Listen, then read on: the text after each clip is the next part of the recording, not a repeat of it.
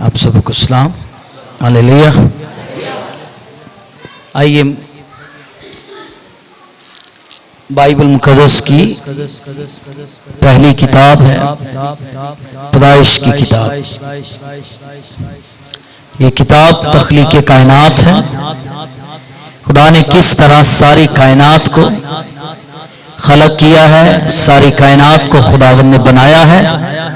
और याद रखिए, खुदा ने सारी कायनात को और सारी कायनात की एक एक चीज को खुदावंद ने अपने कलाम की कुदरत से खुदा ने बनाया और उसे खलक किया है। और सारी कायनात अगर अब तक कायम है, खुदावंद के कलाम की कुदरत के सबब से वो कायम है। खुदा का कलाम चीजों को खलक करता है। खुदा का कलाम कायनात को बनाता है। खुदा ने सारी चीजों को 6 दिन सारी कायनात को खुदावंद ने बनाया और 7वें दिन खुदावंद ने क्या किया? खुदावंद अपने उस काम से जिसे वो बनाने को था, पैदाइश की किताब में लिखा है, फारिग हुआ। और इसका मतलब खुदा ने आराम किया। याद रखिए, सबत के मायने भी यही हैं, आराम करना या फारिग होना। आज मैं कभी कभी हैरान होता हूं, खुदा इतना मसरूफ सारी कायनात को चला रहा है, सारी कायनात का निजाम। खुदा भी 6 दिन काम करने के बाद 7वें दिन वो, लेकिन आज का इंसान इस कदर अपने कामों के अंदर मगन और अपनी जॉब्स के अंदर इतना मसरूफ है कि कई बार उसे इबादत करने के लिए भी उसके पास,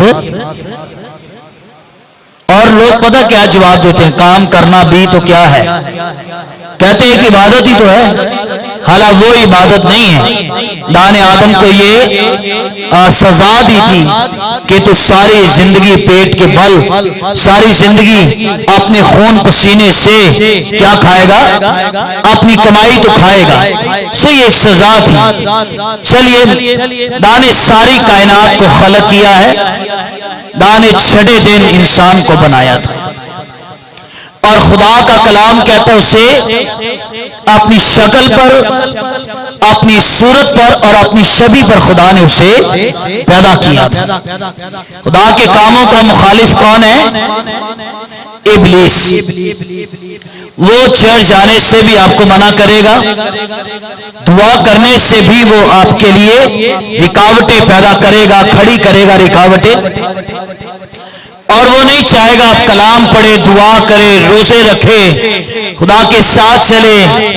वो आपको ये कहेगा दुनिया के काम, दुनिया की रंग रलियां, दुनिया की सारी कामें, सारी चीजें, ऐशो इशरत, ये सबसे ज्यादा जो है वो तरजीह है और इसी के पीछे चलना जरूरी है। याद रखिए, दुनिया और उसकी ख्वाहिशों के पीछे चलने वाले लोग, खुदा का कलाम कहता है, अदालत वाले दिन वो मुजरिम ठहराए जाएंगे। खुदा ने वहां डालेगा जहां रोना और दांतों का पीसना होगा। और हमें हमेशा की जिंदगी तब मिलेगी जब मैं और आप खुदा यीशु मसीह के मुंह से निकले हुए कलाम से उसके कलाम की ताबेदारी करेंगे, फरमाबरदारी करेंगे और उसके कलाम के पीछे चलेंगे। और याद रखिए, इब्लीस से डरने की जरूरत नहीं है। यीशु मसीह ने लूका की इंजील के 10वें बाब में कहा, मैंने तुम्हें इख्तियार दिया हुआ है सांपों और बिच्छुओं को। ये यीशु मसीह ने इख्तियार बदरुओं पर दिया है। ये इख्तियार उसने शैतान पर दिया है। नाकूतों पर उसने हमें इख्तियार दिया है। और याकूब के खत के अंदर लिखा है कि तुम इब्लीस का मुकाबला करो तो तुमसे भाग जाएगा। आपके पास नाम है और वो नाम यीशु नाम है। वो नाम सब नामों से आला नाम है। वो नाम मौजज़ात से भरा हुआ है। वो नाम कुदरत से भरा हुआ है। यीशु नाम मुर्दों को जिंदा करता है। यीशु नाम अंधी आंखों को खोल देता है। यीशु नाम कोड़ियों को चंगा करता है। और आसमान के सारे बंद दरवाजे यीशु नाम से खुल जाते हैं। यीशु पर ईमान लाने वाले लोग कभी इब्लीस से हारने वाले और कभी दुश्मन से शिकस्त खाने वाले लोग नहीं है। यीशु मसीह भी फातेह है। वो मौत पर, कब्र पर, पाताल पर, बदबुओं पर, तासीरों पर, शैतान पर, बीमारियों पर यीशु मसीह फातेह है। और उसने मुझे और आपको भी फतह से बढ़कर गलबा दिया हुआ है। उस पर ईमान लाइए। कहीं उसका कलाम कुदरत से भरा हुआ है। उसका कलाम सच्चा है। उसका कलाम मौजज़ात करने की कुदरत रखता है। मेरा ईमान यीशु मसीह पर है। मेरा ईमान यीशु की खाली कब्र पर है। मेरा ईमान यीशु की सलीब पर है। यीशु मेरे लिए सलीब पर चढ़ा, मेरे लिए मर गया, कब्र में गया और मेरे ही लिए फिर तीसरे दिन मुर्दों में से जी उठा है। मत डरिए, इब्लीस बराबर है। शायद आपने ये कहावत सुनी होगी, मैंने कई बार सुनी। जेड़ा बंदा गली महल्ले च सब तो ज्यादा माड़ा होए, सुकड़ा होए, कमजोर होए तो लोग की कहते हैं, कहते पहलवान साहब की हाल है, ठीक हो? क्या उनके कहने से वो हो जाता है? क्या ख्याल है? उनके कहने से वो पहलवान होता है? उनके कहने से वो पहलवान नहीं होता है। याद रखिए, कई बार इसी तरह हम भी कहते हैं नाजिना शैतान बड़ा जोरावर है। हालांकि जोरावर होता नहीं है वो। बाइबल मुकद्दस में लिखा है कि तू उसकी एड़ी पर काटेगा और वो अपनी एड़ी से तेरे सर को कुचल देगा। इससे मुराद ये है इब्लीस कोई ताकतवर और कोई जोरावर नहीं है। अगर ताकतवर जोरावर है, खुदा का बेटा यीशु मसीह है, जिसने सलीब पर चढ़ के उसकी सारी कुदरत को कुचल दिया, उसकी सारी ताकत को कमजोर कर दिया। यीशु जोरावर है। कभी ना कहिए इब्लीस जोरावर है। कुचला हुआ है, हारा हुआ है। और पता, जब खुदावन की हुजूरी आती है तो शैतान थरथराता है और कांपता है। और एक मर्तबा ने बेशुमार मौका था और कई बार वो ये कहकर चिल्लाया, ऐ खुदा ताला के बेटे, वक्त से पहले मुझे अज़ाब के अंदर ना डाल। आज जो बातें मैं आपके सामने गोशगुजार रखने को हूं, खुदा ने सारी कायनात के अंदर आदम और हवा को बनाया। सबसे पहले खुदा ने बनाया आदम को। खुदा ने बहुत सही, बहुत धना खुदा ने आदम को बनाया। अगर ज़बूर गालिबन 8 हो ना तो उसके अंदर ये लिखा है खुदा ने आदम को अपने से कुछ ही कमतर खुदा ने उसे बनाया। आसमान की सारी चीजें उसके काबू में की। कायनात, जमीन की सारी चीजें, हैवानात उसके काबू में कर दी। समंदर की सारी चीजें खुदा ने उसके काबू में कर दी। और आदम उन सारी चीजों पर क्या रखता था? हुक्मरानी, अथॉरिटी और इख्तियार। यहां तक कि खुदा ने परिंदों के और जानवरों के खुदा ने जोड़े जोड़े बनाए। और ये जोड़े जोड़े बनाकर खुदा किसके पास लाया है? आदम के पास लाया कि आदम उन सारे जानवरों के नाम रखे। पता दुनिया में कितने जानवर पाए जाते हैं? सारे 6,04,000, गालिबन 40 से ज्यादा दुनिया के अंदर जानवर पाए जाते हैं।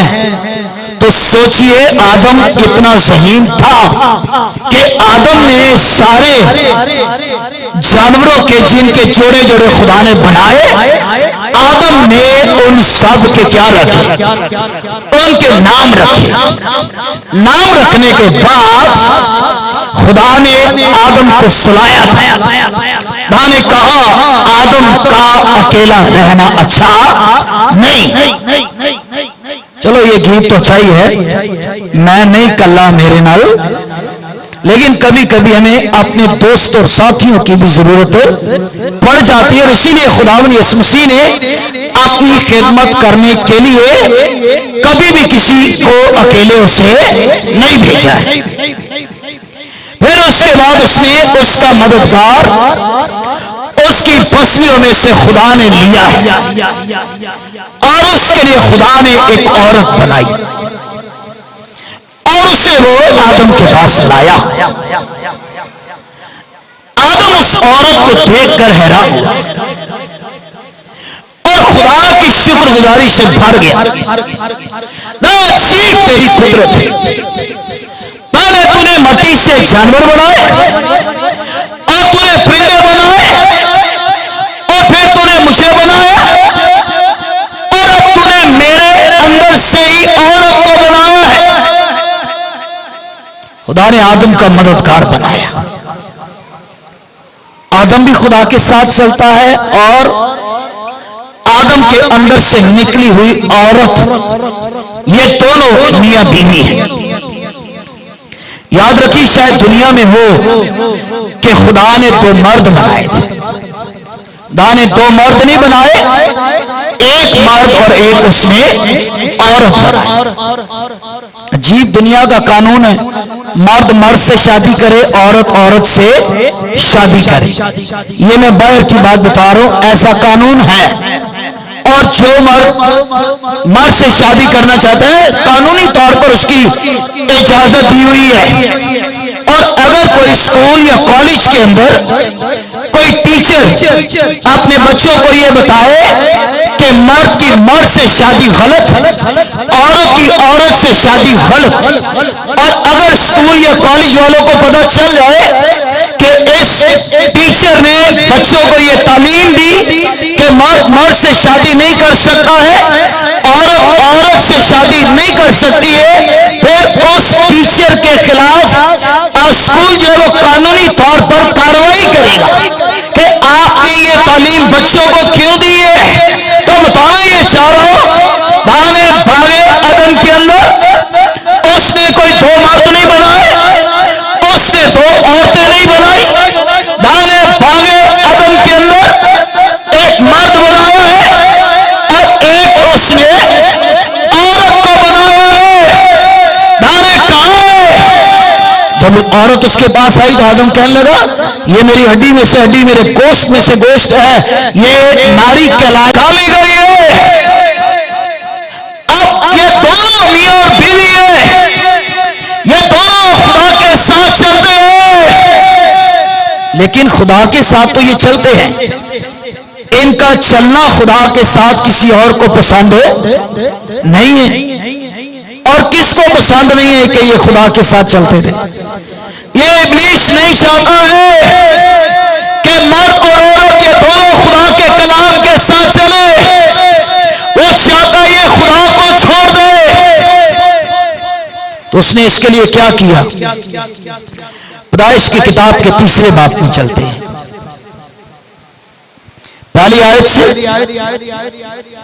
सांप को दस्ती जानवरों में जिनको खुदावंद खुदा ने बनाया था ना, चालाक था बड़ा। उसने औरत से कहा, क्या खुदा ने वाकई कहा है कि बाग के दरख्त किसी दरख्त का फल तुम ना खाना? औरत ने सांप से कहा, बाग के दरख्तों का फल तो हम खाते हैं। जो दरख्त बाग के बीच में है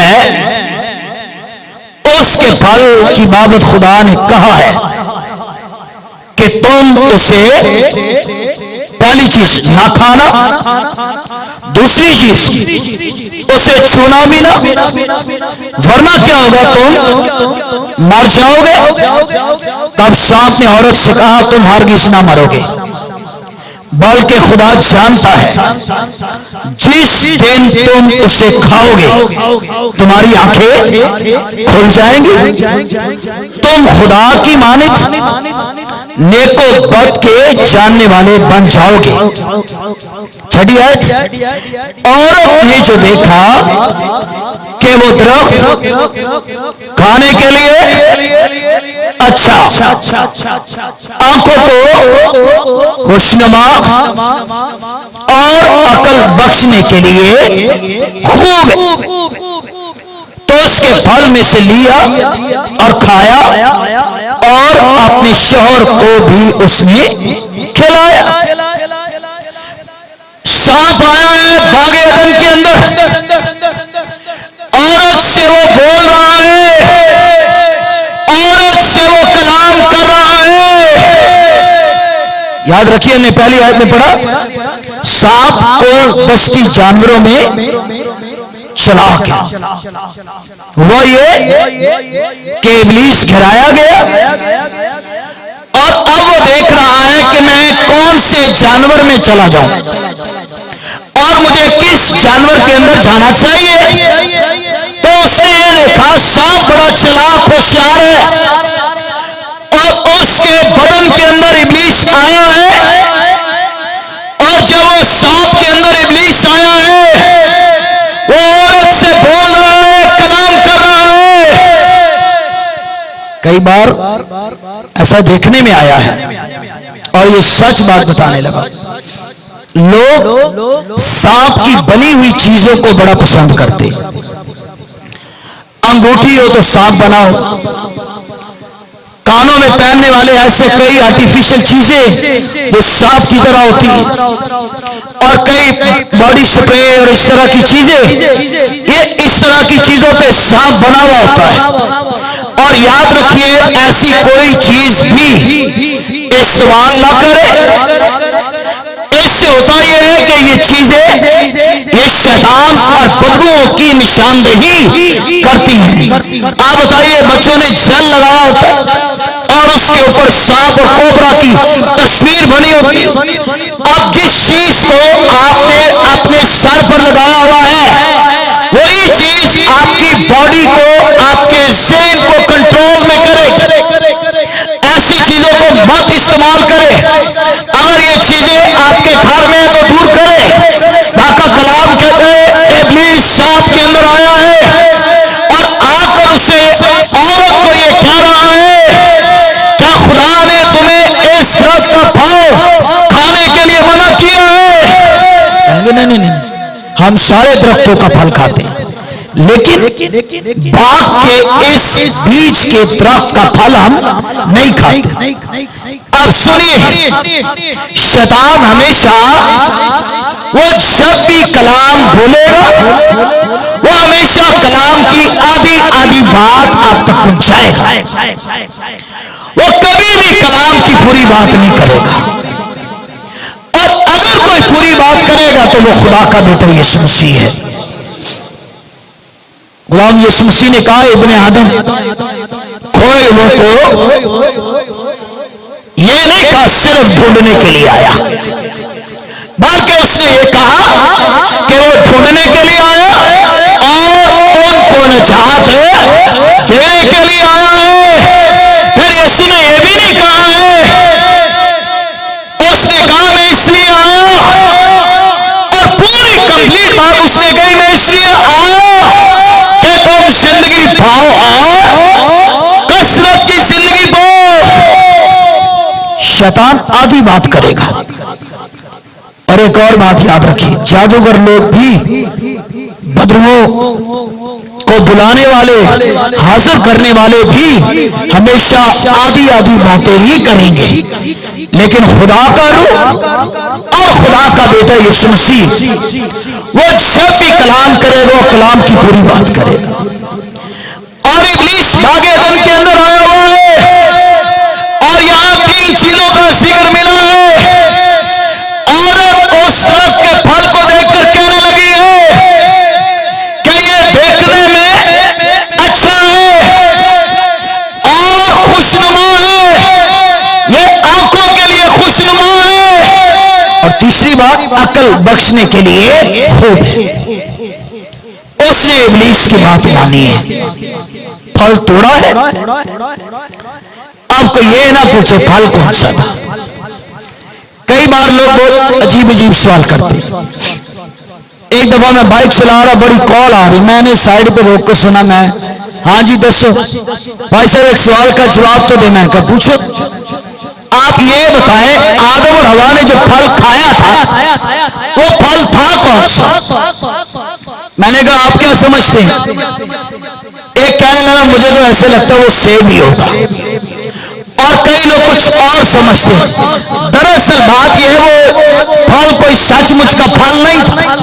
दरअसल बात यह थी कि इस जगह पर यह बात है कि आप खुदा का हुक्म मानेंगे या आप इब्लीस का हुक्म मानेंगे। और खुदावंद यीशु मसीह ने कई मर्तबा इस बात का ऐलान किया है कि जो भी मैं इस जमीन पर करता हूं, मैं अपने बाप से सुनकर वो सब कुछ करता हूं। वहां हुक्म यह है कि जो इब्लीस कहेगा वो करोगे, या जो खुदा कहेगा वो करोगे। लेकिन हवा ने वो किया है जो इब्लीस ने आकर उसे कहा है।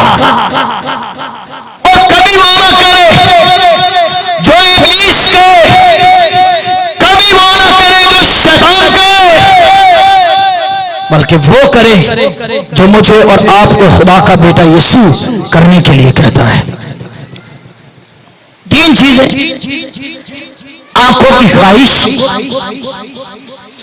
जिस्म की ख्वाहिश और जिंदगी की शेखी। इब्लीस के पास तीन चीजें हैं, जिस्म की ख्वाहिश, आंखों की ख्वाहिश और जिंदगी की शेखी। और तीन चीजें उसके पास हैं, दौलत, शोहरत और तीसरी पता सारे नहीं, दौलत, शोहरत और तीसरी और ये इब्लीस के तीन बहुत बड़े हथियार हैं। जो शोहरत से ना गिरे फिर उसे दौलत से गिराने की कोशिश करता है, और जो दौलत से भी ना गिरे फिर उसे औरत से गिराने की कोशिश करता है। सुलेमान बादशाह किन से गिरा था? औरतों से गिरा था। शमशोन किन से गिरा था? औरत से गिरा था। और इस्राएल का जबरदस्त बादशाह किससे गिरा था? औरत से वो गिरा था। और इब्लीस तीन चीजें देता है, मेरी पैरवी कर दौलत दूंगा, मेरी पैरवी कर शोहरत दूंगा, मेरी पैरवी कर तुझे हुस्न भी मिलेगा। पर याद रखिए ये तीनों चीजें आपको मौत की तरफ लेकर जाएंगी, ये तीनों चीजें आपको तबाही की तरफ लेकर जाएंगी। क्या उस शख्स के पास दौलत कम थी जो एक दिन अपने घर में खड़े होकर कहता है, ऐ मेरी जान खा पी ऐश कर, बड़ी मुद्दत के लिए तेरे पास खाने के लिए सब कुछ है मौजूद है, बहुत दौलत है। कहता है घर गिराऊंगा, बड़े बनाऊंगा, ये दौलत जमा कर रहे, दौलत इकट्ठी कर रहे, पर इसे अपनी जिंदगी का पल भर का पता भी नहीं है। और इसे आवाज आ गई है, ऐ नादान आदमी, ऐ नादान आदमी, आज रात तेरी जान तुझसे लेनी जाएगी। मर गया। कभी दौलत और शोहरत के पीछे ना जाए। अगर किसी के पीछे जाना है तो उसके पीछे आए जिसने कहा अच्छा चरवाहा तो मैं हूं, और अच्छा चरवाहा अपनी भेड़ों के लिए अपनी जान दे देता। ये तीन चीजें इब्लीस के पास हैं, और यही तीन चीजें वो खुदावंद यीशु मसीह के पास भी लेकर आया। लूका की इंजील में से ये तीन चीजें वो यीशु के पास लेकर आया। चौथा बाब,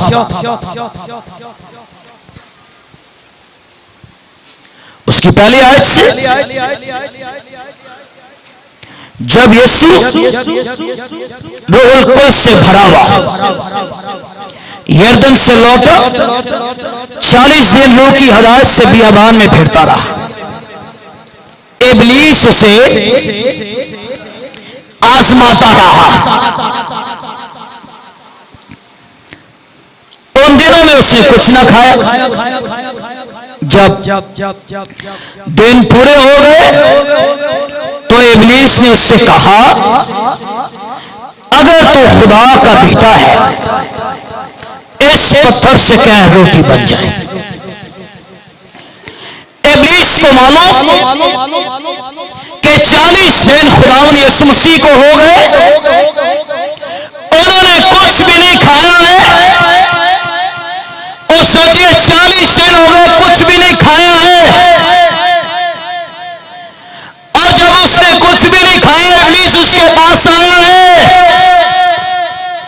और यहां पर भी वो 3 आजमाइशें खुदावंद आके आधी बात ही की।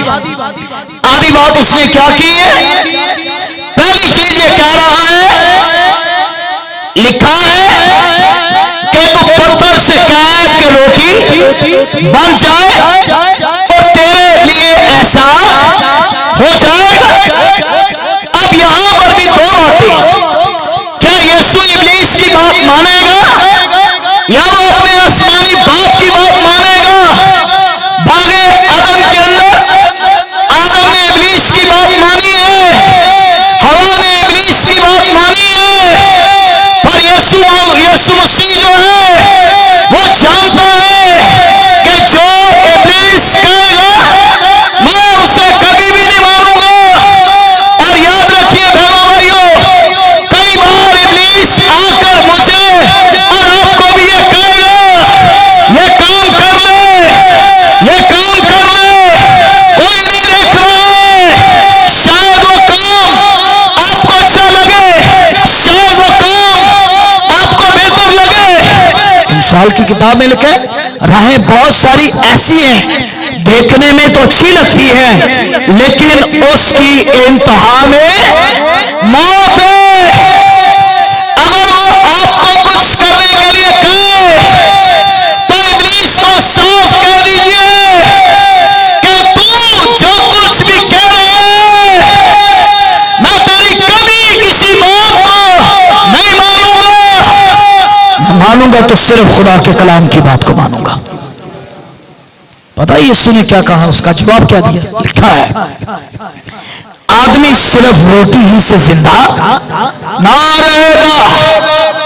वो कभी रोटी ही से जिंदा ना रहेगा, बल्कि हर उस बात से जो खुदा के कलाम की है, हर उस बात से जो खुदा के मुंह से निकली हुई है।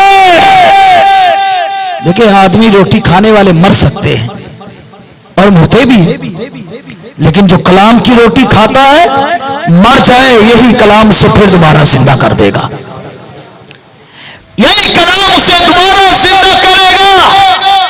वो कह रहे हैं लिखा हुआ है, लेकिन आधी बात कह रहा है। फिर यीशु ने उसकी बात को पूरा किया है, तो ये भी लिखा है आदमी सिर्फ रोटी ही से जिंदा ना रहेगा। अब देखे ना इब्लीस यीशु को क्या सुना रहा है? उसे कलाम सुना रहा है।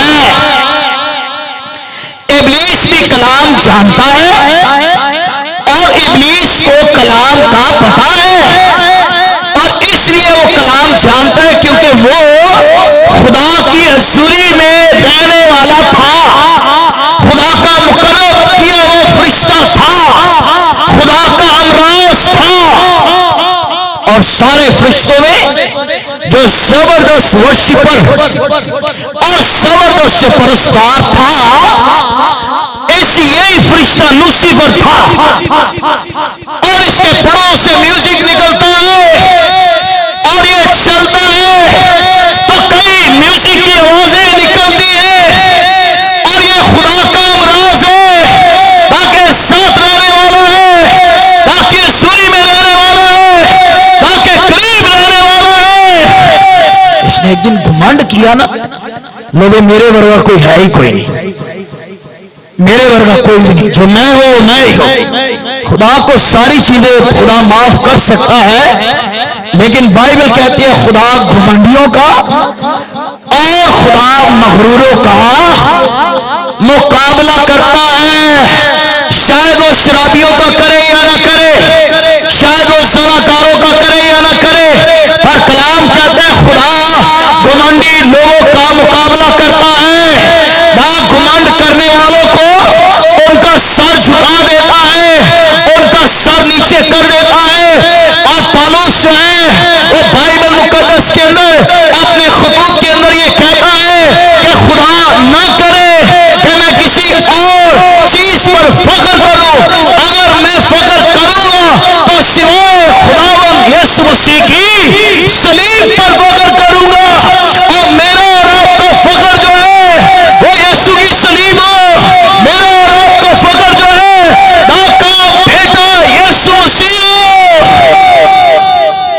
फख्र ना करें। अगर आपको मिल रहा है तो शुक्रगुजारी करें, आपके पास है तो शुक्रगुजारी करें। कई बार ना जिनके पास 4-4, 5-5 बेटे होते हैं बड़ा फख्र करते हैं, मेरे पास औलाद है, और जिनके पास नहीं उनको हकीर जानते हैं। लेकिन याद रखिए, हमें अपनी किसी चीज पर कभी भी कोई घमंड नहीं करना है। और जब भी अगर आपको मौका मिले कि अगर आपने कोई फख्र करना है तो फख्र कीजिए मसीह की सलीब पर कीजिए, जिसने हमारे गुनाह उठा लिए हैं और जो हमारे गुनाहों को उठाकर कोई कलवरी के मकाम पर ले गया है। और अगर फख्र करना है तो बाइबल मुकद्दस खुदा के कलाम पर फख्र करें।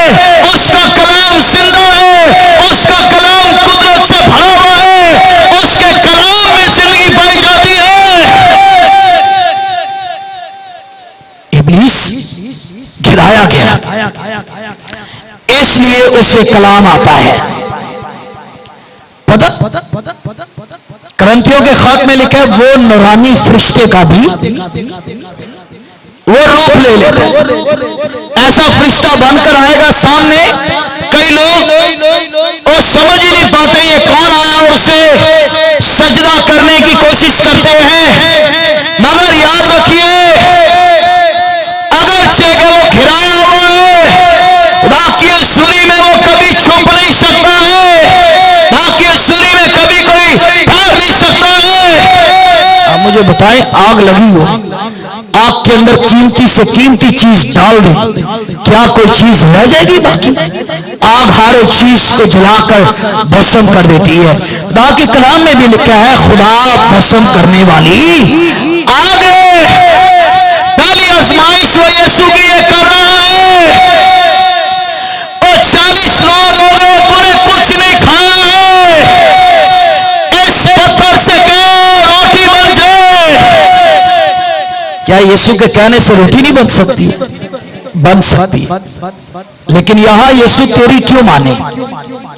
यहां खुदावन यीशु मसीह इब्लीस की बात क्यों माने?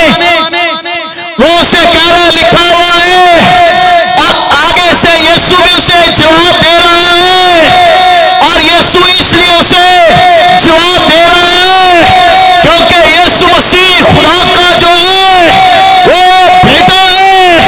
यीशु मसीह जो है वो निजात दहिंदा है। यीशु मसीह जो है खुदा का मुजस्सम कलाम है, और उसको कलाम आता है। क्या मुझे और आपको भी कलाम आता है कि जब इब्लीस आकर हमसे कोई बात पूछे तो हम उसे आगे से ये जवाब दे कि इब्लीस ये लिखा हुआ है। अगर इब्लीस ये कहे कि तू शिफा नहीं पाएगा, तेरी बीमारी बहुत बड़ी है और तू कभी ठीक नहीं हो सकता है, तो इब्लीस को कह दीजिए कि ये बीमारी मेरे बदन से चली जाएगी, इसलिए कि उसके मार खाने से मैंने क्या पाई है? शिफा पाई है। उसे कहिए इब्लीस, अगर तू कह रहा है कि तेरे घर से लड़ाई खत्म नहीं होगी, लेकिन एक है जो अमन का बानी है, और अमन का बानी, सलामती का बानी जो है खुदा का बेटा यीशु मसीह है। बोले कलाम बोला करे, कलाम कहा करे। बाइबल कहती है तू मत ये कह कौन मेरे लिए आसमान पर चलेगा कलाम को लाने के लिए, कौन मेरे लिए जमीन से बाहर आएगा कलाम को लाने के लिए, बल्कि तू ये कह कि कलाम तेरे नजदीक है, बल्कि तू ये कह कि कलाम तेरे दिल में है, बल्कि तू ये कह कि कलाम तेरे मुंह के अंदर है। खुदा का कलाम क्या है? दोधारी तेज तलवार। इब्रानियों 4 बाब में लिखा है खुदा का कलाम जो जिंदा है, मौसर है, और हर एक दोधारी तलवार से ये ज्यादा, हर एक दोधारी तलवार से ये ज्यादा तेज है, जो पन में से गुजरता है, जो दिल के ख्यालों इरादों को जांचता है,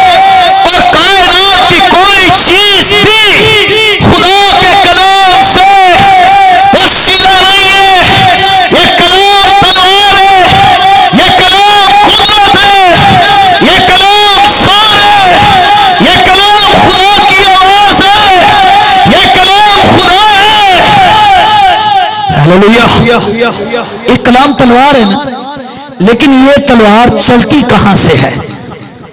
कलाम की तलवार कहां से चलती है? ये कलाम की तलवार आपके मुंह में रखी गई है, और जब आप कलाम बोलेंगे और जब आप कलाम कहेंगे, याद रखिए आपके मुंह से खुदा के कलाम की दोधारी तेज तलवार निकलेगी। इसे दोधारी पता क्यों कहा जाता है? बाकी तलवारों की धारें तो एक तरफ से ना सामने वाले को वार करती हैं, कलाम की दोधारी तेज तलवार इसलिए है कि ये सुनाने वालों पर भी वार करती है, और आगे जो नीचे बैठे हुए हो, जो कलाम के मुतलाशी हो, कलाम के भूखे हो, फिर ये कलाम उनको भी वार करता है। और इससे पहले कि कलाम लोगों को वार करे, ये कलाम सबसे पहले जो कलाम सुनाने वाले होते हैं, ये कलाम उनको वार करता है, ये कलाम उनको छांटता है, ये कलाम उनको तराशता है, ये कलाम उनकी खामियों को ये दूर करता है, ये आपकी खामियों को खुदा का कलाम दूर करता है। खुदा का कलाम धोधारी तेज तलवार की तरह है। दुश्मन जितना मर्जी जोरावर करे, लेकिन याद रखिए कसास की किताब पढ़े तो वहां ये लिखा हुआ है कि ये जदाउन की तलवार है, और जदाउन के साथ ये लिखा हुआ है कि ये तलवार यहोवा की तलवार है। आपके पास जो तलवार है ये यहोवा की तलवार है। आपके पास जो तलवार है ये कादरे मुतलक खुदा के कलाम की ये तलवार है। इसको इस्तेमाल करें। और क्या है? चलते फिरते लेटते सोते जागते इन सब बातों का जिक्र किया करना, कलाम बोलते रहना। अगर चल रहे तो कलाम बोल, अगर लेटा हुआ तो कलाम बोल, अगर तू सो रहे तो कलाम बोल। दावीद यीशु से यही कहा था, सीरियत की ये किताब क्या हो तेरे मुंह से कलाम की तलवार ना हटे, सीरियत तेरे मुंह से ना हटे, और कलाम तेरे मुंह में रहे। दाऊद की क्या खूबसूरत 119 ज़बूर में कहता है, मैंने तेरे कलाम को अपने। अब जो चीज दिल में हो ना एक दिन तो फिर वो क्या होता है? वो जुबान पर आ ही जाता है। और ये बात यीशु ने अपनी तालीम में भी कही है कि जो कुछ आदमी के दिल में होता है वही उसकी जुबान पर आता है। और दाऊद ये कहता है, मैंने तेरे कलाम को अपने दिल में रखा हुआ है। इसका मतलब ये है कलाम दिल में है और उसकी जुबान पर भी खुदा का कलाम है। आप इब्लीस से कभी हार नहीं सकते। आपके कानों में आके कहना ना ना ना ना, ये बीमारी जो डॉक्टर ने तेरे लिए बताई है ये बहुत बड़ी बीमारी है और इसका इलाज कोई भी नहीं। फिर आप मायूस हो जाएंगे, आप परेशान हो जाएंगे। इतनी बड़ी बीमारी डॉक्टरों ने बता दी है। मुझे एक दफा हैरानगी हुई, किसी के एक्सरे के अंदर ना शायद रसौली आई है, उसके गुर्दे में कोई पत्थर आए, तो मैंने कहे भाई साहब आप ऐसा करो, ये ना मेरा एक्सरा बाइबल में ही रखो। मैंने कहा क्यों? कहने लगा ये इसलिए बाइबल में रखो, जब मैं दूसरी रिपोर्ट कराऊं तो ये बाइबल में रखने की कुदरत के सबब से ये मेरी सारी पथरी चली जाए। और मैंने उससे कहा मेरे भाई याद रख, बाइबल के अंदर रखने में कोई कुदरत नहीं है। ये कलाम तब कुदरत वाला है जब ये कलाम तेरे मुंह से निकलता है। ये कलाम तब कुदरत वाला है जब तू अपने लबों से इकरार करे और जब तू ये कहे कि खुदा का कलाम कुदरत से भरा हुआ है। जब तू कहे कि उसके मार खाने से मैंने शिफा पाई है। कही ना बाइबल बाइबल में चुम्बन पे रहते हैं। और अच्छी बात है, चुनना चाहिए, बुरी नहीं है, अच्छी बात है, चुनना चाहिए। पर इससे अच्छा तो यह है कि जो इस कलाम के अंदर लिखा हुआ है उस कलाम की पैरवी की जाए, उस कलाम की ताबेदारी की जाए। कलाम को तो चुनते हैं लेकिन खुद कलाम से बाहर होते हैं। वो कभी जिंदगी नहीं पाएगा जो खुद खुदा के कलाम से बाहर होगा। जिंदगी उसके लिए है जो खुदा के कलाम के अंदर है। मैं गया ना किसी घर में, लोगों ने अपनी शिफा के लिए ना बड़े टोटके रखे होते हैं। मैं गया, बहन कहने लगी बदरूएं बड़ी तंग करती हैं। उस पर दुआ कर रहे, मेरी नजर पड़ गई उसके गले में काली डोरी पर। मैंने दुआ रोकी, मैं बहन जी गले च की पाया जी?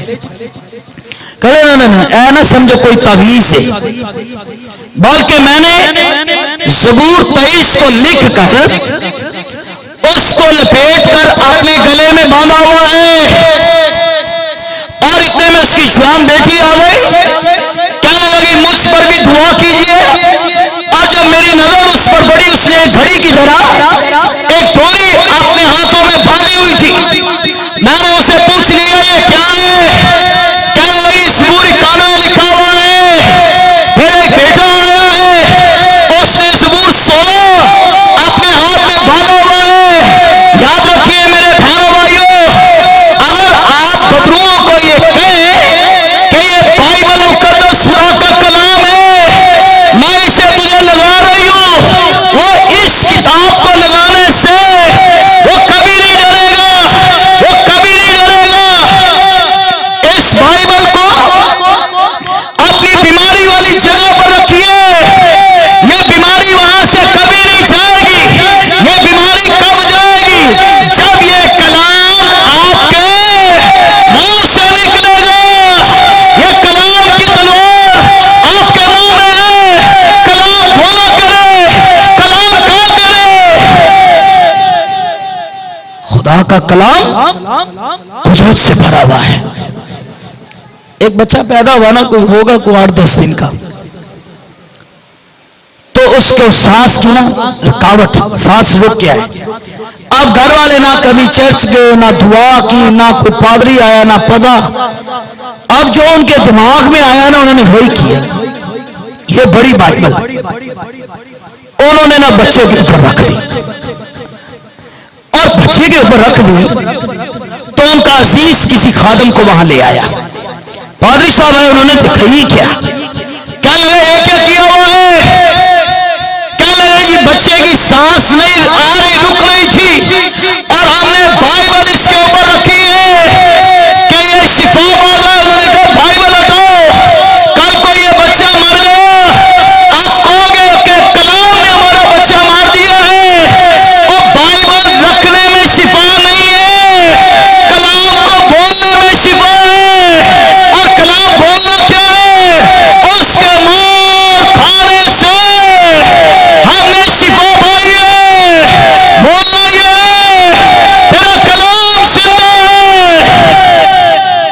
कह सकते आप, कह सकते बोलिए फिर, कहिए उसका कलाम जिंदा है। एक बहन ने ना नई बाइबल ली,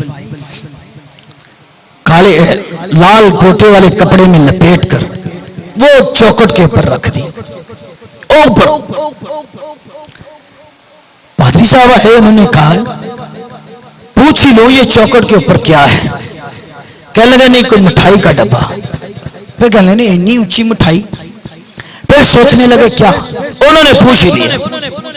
कहने लगे बहन जी एक बात बताइए, ये चौखट के ऊपर जो आपने रेड कलर का कपड़े में लपेट कर रखा है ये क्या है? कहने लगी पादरी साहब का बाइबल। इस लाल रंग के कपड़े के अंदर हमने बाइबल लपेट कर हमने चौखट के ऊपर रखी हुई है। मैं भी दरवाजे के नीचे से गुजरती हूँ, आती हूँ, मेरा शौहर भी, मेरा बेटा भी, मेरे घर के लोग सारे आते हैं।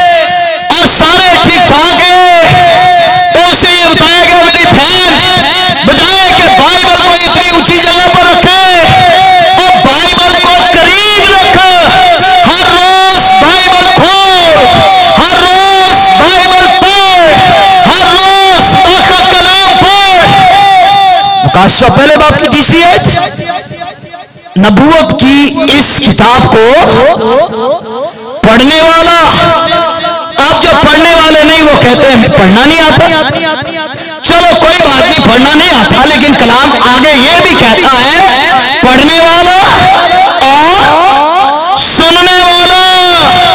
अगर आपको कलाम पढ़ना नहीं आता कोई बात नहीं, पर कलाम सुनना तो आता है। और बाइबल में जगह जगह पर लिखा हुआ है जिसके कान हो वो सुने कि रूह कलीसियाओं से क्या फरमाता है। सुनिए खुदा क्या कहता है। और नबूवत की किताब को पढ़ने वाला पढ़िए। हालेलुया। एक बुजुर्ग था ना, अनपढ़ आदमी, उसके बेटे ने एग्जाम पास किया। बाप के पास आके ना, अबू जी तुसा क्या सी ना कि तो एग्जाम पास करेगा तो जो मांगेगा वो तुझे दूंगा। कहने लगा कहा था, तो अब मुझे 4 व्हील गाड़ी चाहिए। उसके बाप ने कहा बेटा दे दूंगा। क्या 4 व्हील गाड़ी मुझे उसने कहा दे दूंगा, पर एक शर्त है। कहने लगा क्या? कहने लगा शर्त यह है कि ये तो बाइबल ले और इसको पढ़, और जिस दिन तूने बाइबल पढ़ ली 4 व्हील गाड़ी दरवाजे के बाहर होगी। कहने लगा ठीक है। उसके ज़हन में था ना मेरा बाप पढ़ा लिखा नहीं है, इसको क्या पता चलेगा। उसने 1 महीना बाइबल पढ़ी, उसने 2 महीने बाइबल पढ़ी, फिर उसने 3 महीने बाइबल पढ़ी, और 3 महीने बाइबल पढ़ने के बाद अपने बाप के पास आया।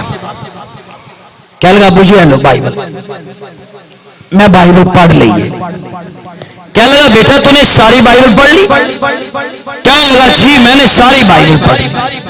क्या लगा इधर बैठ मेरे पास, मुझे ये बता तूने सारी बाइबल पढ़ ली? क्या लगा हाँ जी मैंने सारी बाइबल पढ़ ली। क्या लगा आखिरी दफा मुझे फिर बता तूने सारी बाइबल पढ़ी है? क्या लगा हाँ जी मैंने सारी बाइबल पढ़ ली। क्या लगा बैठ। उसने बाइबल को दरमियान में से खोला उसने। कहने लगा बेटा अगर तूने सारी बाइबल पढ़ी होता तो तेरी 4 व्हील गाड़ी का चेक जो है वो बाइबल के अंदर है, और अगर तूने सारी बाइबल पढ़ी हो तो ये चेक जो मैंने पहले से बाइबल के अंदर रखा हुआ है ये तुझे नजर नहीं आया है कि ये तेरी गाड़ी का चेक है। इसका मतलब ये हुआ कि तूने सारी बाइबल कोई नहीं पढ़ी है। और मेरे बहनों भाइयों याद रखिए, अगर आप बाइबल को पढ़ेंगे आपको हर रोज चेक मिलेगा, हर रोज आपको बरकत मिलेगी, हर रोज खुदा का कलाम आपको तरक्की देगा, हर रोज खुदा का कलाम आपको सरफराजी देगा।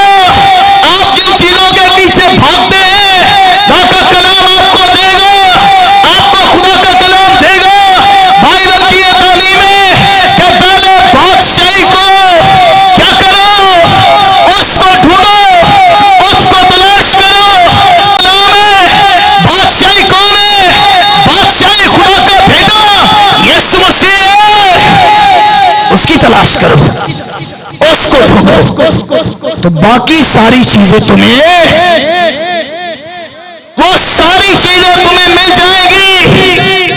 अगर इब्लीस कलाम को जानने वाला है और मुझे और आपको ये तहैया करना है हम भी कलाम को जानने वाले बने, हम भी कलाम को पढ़ने वाले बने, हम भी कलाम को अपनी जिंदगियों में कबूल करने वाले बने।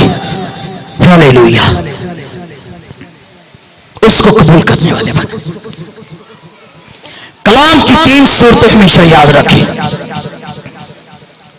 कलाम की 3 सूरतें याद रखें।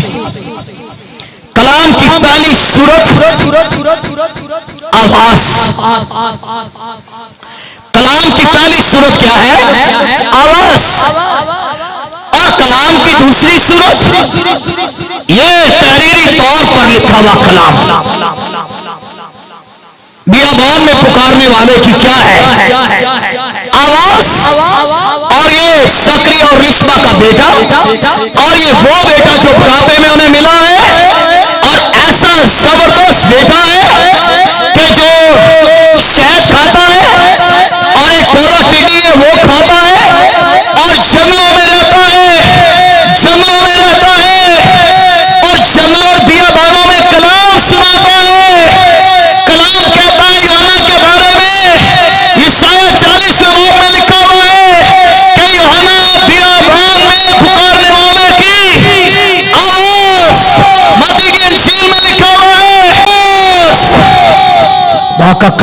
कुदरत से भरा हुआ है, कुदरत से भरा हुआ है। आप कलाम कभी अपने हाथों में ले जाए, इस तरह पकड़े। हमारे सर हमें कहते थे इसको ले जाए किसी टेबल पर रखें।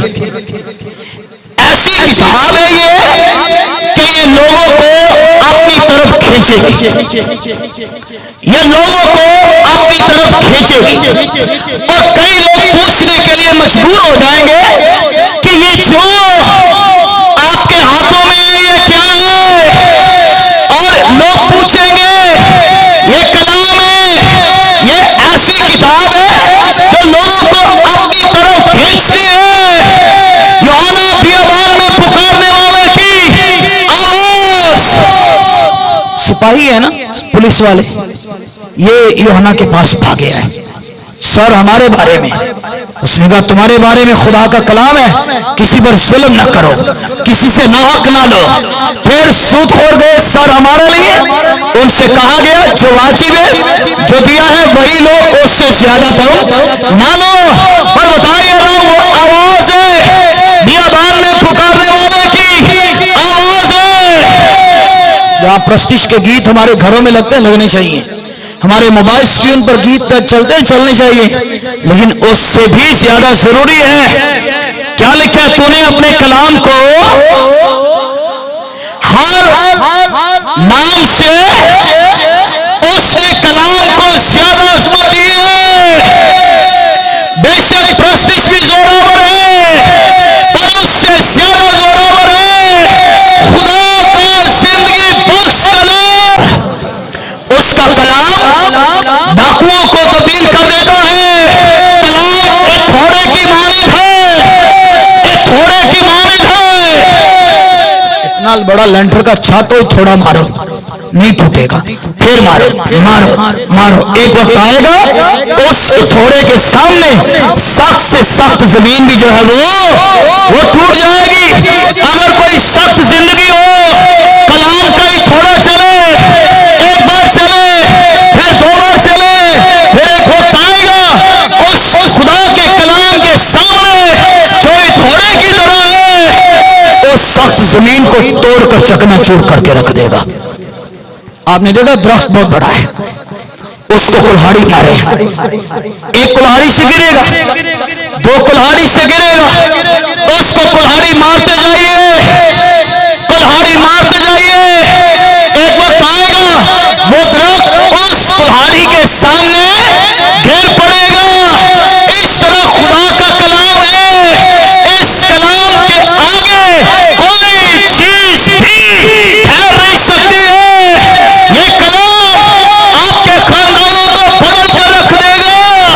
ये कलाम अगर आप गिर गए आपको उठाएगा।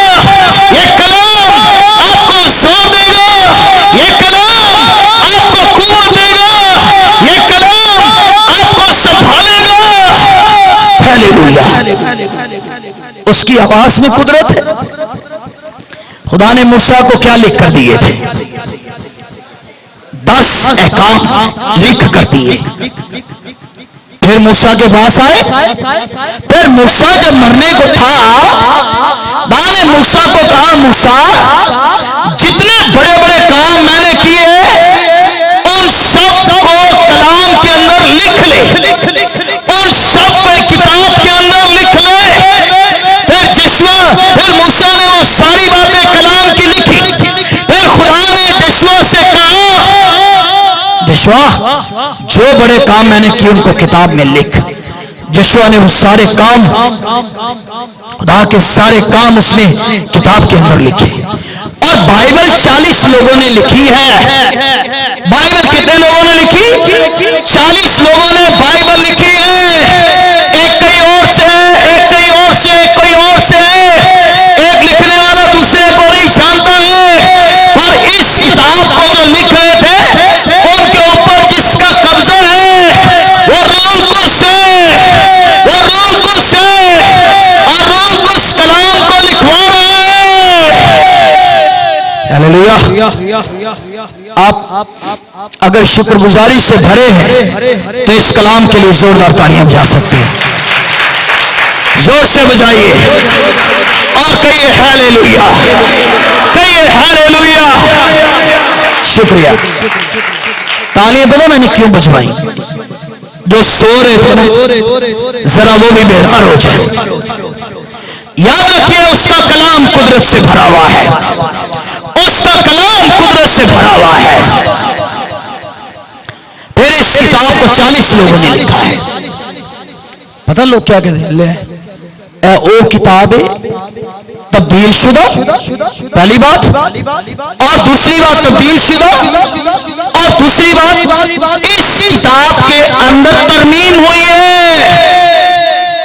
फिर सुनिए, आपको इन सवालों का सामना अक्सर करना पड़ता है कि ये तब्दील हो गई है। चलो ये तब्दील है जी ओरिजिनल है, ओ ले आके भाओ, वो किसी के पास नहीं। यही ओरिजिनल है, ये कोई कलाम तब्दील होने वाला नहीं है। अगर मैं आपको इस्तिश्ना की किताब में ले चलूं, वहां लिखा हुआ है अगर कोई इस लिखी हुई किताब की बातों में से अगर कोई घटाए या अगर कोई बढ़ाए, 66 किताबें हैं, आप 72 कर ले, 71 कर ले, 78 कर ले, आप इससे ज्यादा कर ले, हम सिर्फ 66 किताबों को मानेंगे कि 66 किताबें खुदा का जिंदा कलाम है। और 66 किताबें दो ऐतनामे हैं, एक पुराना ऐतनामा है और एक नया ऐतनामा है। पुराना ऐतनामा जो है बैलों बकरों बछड़ों की कुर्बानी से लिखा गया है, लेकिन नया ऐतनामा जो है ये किसी बैल बकरे बछड़े की कुर्बानी से नहीं लिखा गया है। ये नया ऐतनामा जो है यीशु के खून से लिखा गया है, यीशु के नाम से लिखा गया है। ये कलाम कुदरत वाला है। इब्लीस खुदा का कलाम जानता है, लेकिन हमने इब्लीस से भी ज्यादा खुदा का कलाम क्या करना है? पढ़ना है। यीशु के पास आया, कहने लगा भाई लिखा हुआ है।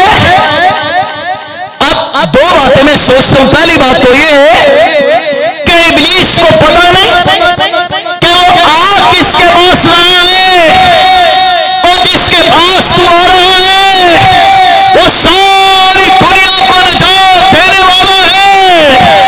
जिसके पास तू आ रहा है वो सारी दुनिया का निजात दहिंदा है। और चलो मेरे तो ਤੁਹਾਡੇ वर्गे को आ जाए ना तो समझ लगे, लेकिन आग किसके पास ला है? ये वो है जो रूह कुद्स की कुदरत से पैदा हुआ है। ये वो है जिसके बारे नबियों ने पेशनगोइयां की हुई है। ये वो है जिसके बारे में खुदा ने पैदाइश की किताब में साफ से कहा था कि तू उसकी एड़ी पर काटेगा और वो अपनी एड़ी से क्या करेगा? तेरे सर को कुचलेगा। तो उससे ये कह रहा है कि पत्थर से क्या रोटी बन जाए। ये सारी कायनात का मालिक है, ये सारी कायनात का खालिक है। यीशु मसीह खुदा की जात का नक्श है। यीशु मसीह खुदा का इकलौता बेटा है। यीशु मसीह वो है जिसने मौत को तबाह किया है, जो मौत पर गालिब आया है, जिसने मौत को तबाह कर डाला है। हालेलुया। जो उस पर इब्लीस आया ना, कहने लगा आदम और हवा ने मेरी बात मानी, शायद ये भी मेरी बात मान ही लेगा ना। और तुझे ये मालूम नहीं है वो जिस्म इंसानी नजर आ रहा है, लेकिन अंदर वो कलमाए रूह है। अगरचे वो इंसानी नजर आ रहा है, लेकिन वो खुदा का मुजस्सम कलाम है, वो खुदा का ला तब्दील कलाम है, खुदा का गैर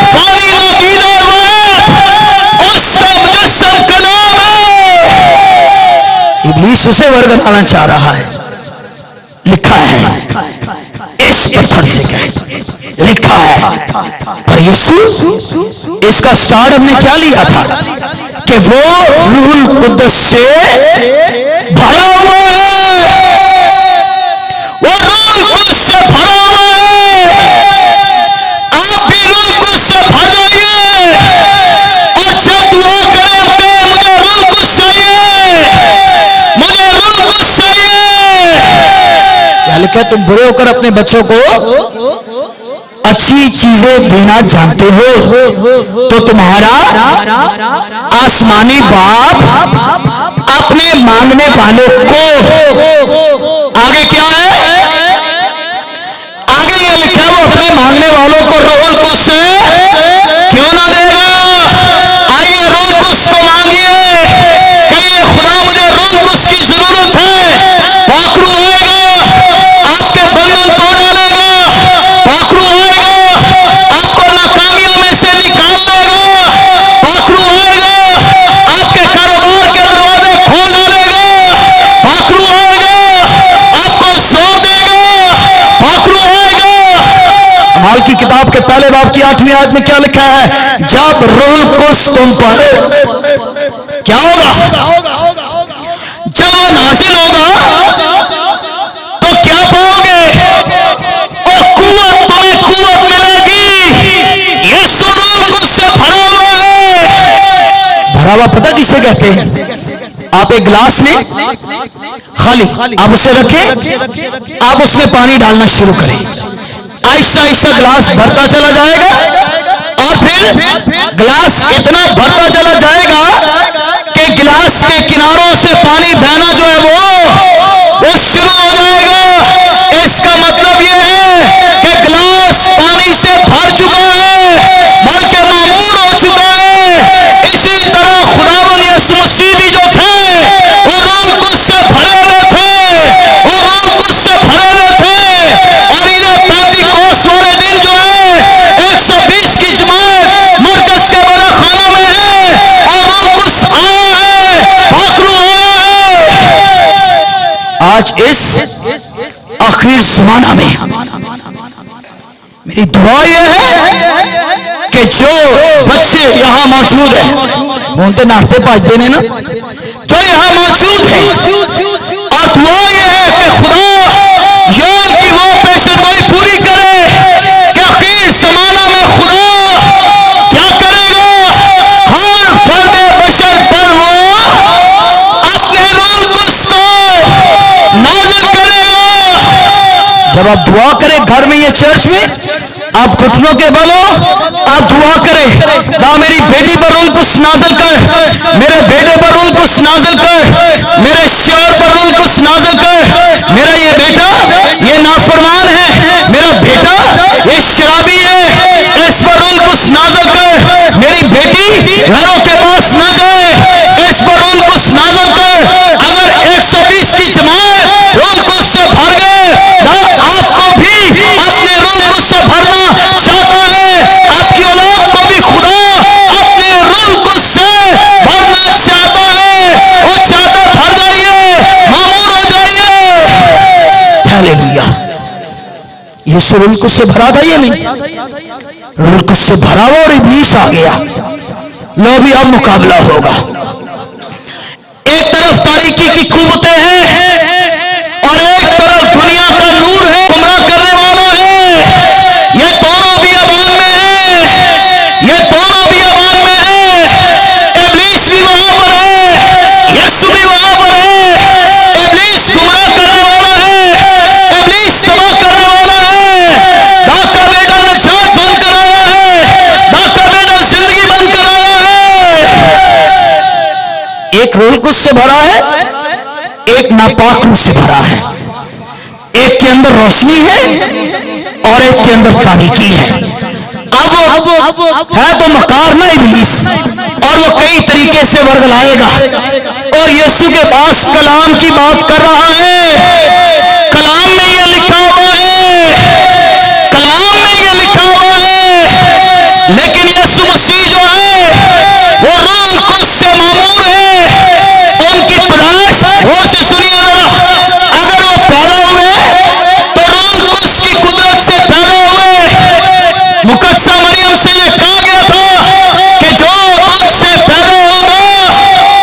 चुना होगा रूहुल कुद्स की कुदरत से। जब पानी का बपतिस्मा लिया, पाक रूह जिस्मानी सूरत में, कबूतर की सूरत में खुदावंद यीशु मसीह पर आकर ठहर गया। अब यहाँ 40 दिन कुछ नहीं खाया है और वो रूहुल कुद्स से भरा हुआ है और वो रूहुल कुद्स से मामूर है। आप मुझे बताएं, जिस तरह मैंने आपको मिसाल दी, गिलास में पानी डाला, पानी बाहर तक आ गया, उसके अंदर कोई और गुंजाइश है डालने की? उसके अंदर कोई गुंजाइश नहीं है। अगर मैं और आप रूहुल कुद्स से भरे होंगे, कोई और चीज आपके अंदर नहीं जाएगी, क्योंकि आप तो भरे हुए हैं। लेकिन अगर आप खाली होंगे, फिर कोई और चीज भी जाएगी। इसलिए खुदावंद यीशु मसीह जो है वो रूहुल कुद्स से भरे हुए हैं। और इब्लीस उसके सामने आया। मैंने कहा इस आखिर ज़माना में जरूरत है कि हम रूहुल कुद्स से भरे हुए। आगे दो और इब्लीस ने हमले यीशु पर किए। अगर आपके पास वो आके कलाम की कोई आधी बात आपको बताए, जिस तरह मैंने शुरू में कहा कि ये लिखा है और आधी बात हो ना, आप एक हाथ में कलाम की पूरी आयत उसके मुंह पर रख कर, मार कर उसके मुंह पर चिपका रहे और उसे कह रहे कि तू जो कह रहा है वो आधी बात है और पूरी बात तो ये है, यीशु निजात देने के लिए आया है, यीशु छुड़ाने के लिए आया है, यीशु जिंदगी देने के लिए आया है। आगे इस तरह से है, इब्लीस वहां से चला गया है। क्या आज हमारे पास खुदा का कलाम सिर्फ हाथों में है, या ये कलाम हम हर रोज पढ़ते हैं, या हर रोज हम खुदा का कलाम अपने दिलों में नक्श रखते हैं? हालेलुया, जोर से कहिए हालेलुया।